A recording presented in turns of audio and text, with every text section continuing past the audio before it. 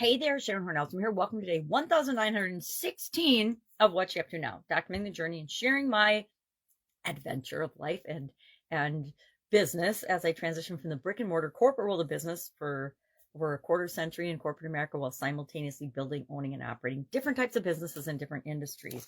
And then following my divorce, hopping online and exploring the whole online internet world, the World Wide Web, or whatever we call it nowadays, and figure out what worked, what didn't work, what was for me and wasn't for me as I do things in a virtual world, which was kind of perfect timing given that the pandemic hit in 2019, 2020, and we all froze and stopped.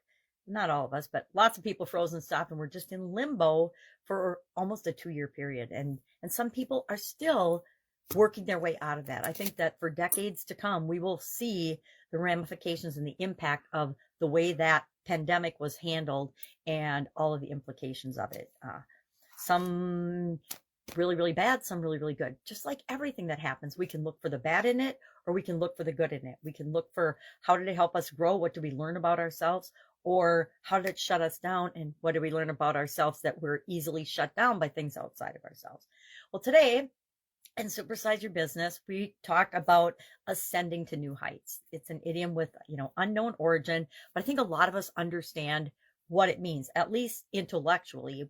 Many of us have goals, and this year's annual challenge is all about doing one thing every day to get what we want in the different areas and aspects of our life and goals. It's all about goal setting. This month, we're focusing on our spiritual well-being, and today's topic is spiritual ascension or spiritual awakening. And I shared 5 different levels of spiritual awakening: awakening of the mind, awakening of the personality, awakening of our spiritual energy, awakening of the soul, and then total awakening or enlightenment. Those are the 5 stages. We talked about where do you see yourself on that? Remembering that everything is a process and it's not a straight line to ascend or climb to the top of the mountain from where we are to where we want to be. It might be a straight line, but we just don't go instantly every step we take from, we're on the bottom and then all of a sudden we're at the top. We've ascended and achieved what we want to achieve. And I also shared practical steps, which we've talked about these all month long. And we'll probably talk about these things for the entire year of setting our goals because they impact how we achieve our goals, right? We talk about gratitude, forgiveness, mindfulness, meditation, thinking, right? And planning ahead of time, processes, building healthy relationships, things like that. We talked about what are some practical ways to help us ascend through these steps of spiritual ascension or spiritual awakening, spiritual development. Fun topic. Don't know much about it. Really, honestly, never really thought about it beyond goal setting when I was younger. It wasn't until I was 50 and I had a sudden cardiac arrest that I ever even thought to look into and really apply my goals and objectives to all the different areas and aspects of my life. Prior to that was mostly, what are my financial goals? What are my business goals?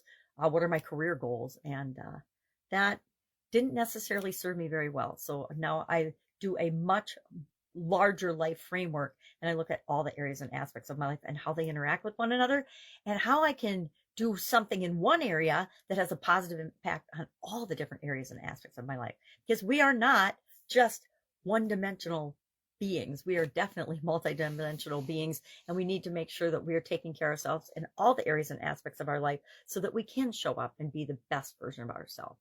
All right, that's it. It is Sunday in my neck of the woods, so I'm planning for next week. If I can help you in any way, hit me up. Otherwise, I'll be with you tomorrow just to let you know what I'm up to. Have a great day.